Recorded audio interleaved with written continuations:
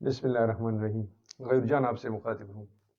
آج کی اس ویلاگ میں ہم پچھلی ویڈیو کے تسلسل میں ایک بات آپ کے سامنے رکھیں گے، اور وہ آج ہمارے وزیر اعظم صاحب شہباز شریف بھی نئی اسٹیبلشمنٹ کے ساتھ ان کی ملاقات ہوئی ہے، اور نئی اسٹیبلشمنٹ کی ایک چھوٹی سی کرن جو ہمیں نظر آئی ہے اعظم سواتی کی شکل میں، ان کی رہائی اور ان کے کیسوں کے ختم ہونے کے بارے میں، یہ ایک اچھا شگون ہے اور یہ ایک نیک شگون ہے۔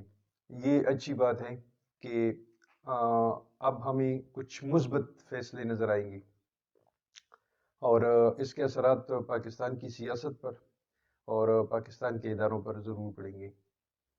میں پچھلی بھی آپ سے ایک ویلاگ میں یہ عرض کر چکا ہوں کہ ہر کسی کے اپنے اپنے ڈومین ہیں، اور وہ اگر اپنے دائرہ اختیار کے درمیان اور اس کے اندر کام کریں گے تو یہ جمہوریت کا حسن قرار پائے گا، اور یہی جمہوریت کا حسن ہے۔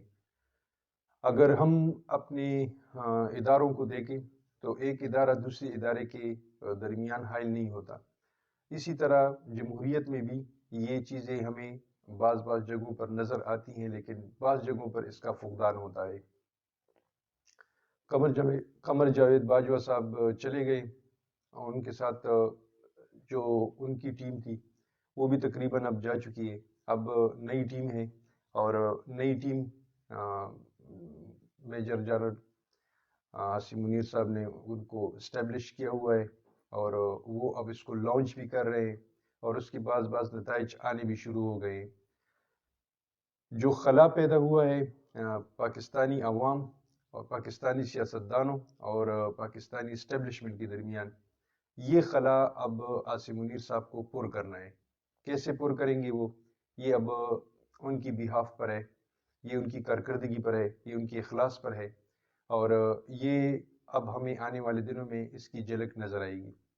اگر کپتان نے جس طرح کا کہا ہے کہ وہ 20 دسمبر تک اسمبلیاں توڑیں گے اور اسمبلیاں ڈیزالو ہو جائیں گی، تو پھر ہمیں اسٹیبلشمنٹ کی کارکردگی نظر آئے گی۔ اگر بندے توڑے گئے، اگر بندے خریدے گئے، اگر اسی طرح سندھ ہاؤس کی طرح منڈیاں لگ گئیں، تو پھر ہم شکوک و شبہات کی طرف دیکھیں گے۔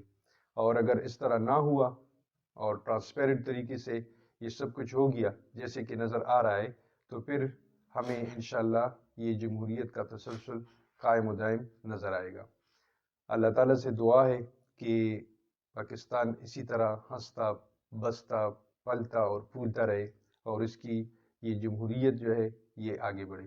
آپ سب کا بہت شکریہ۔ پاکستان زندہ باد۔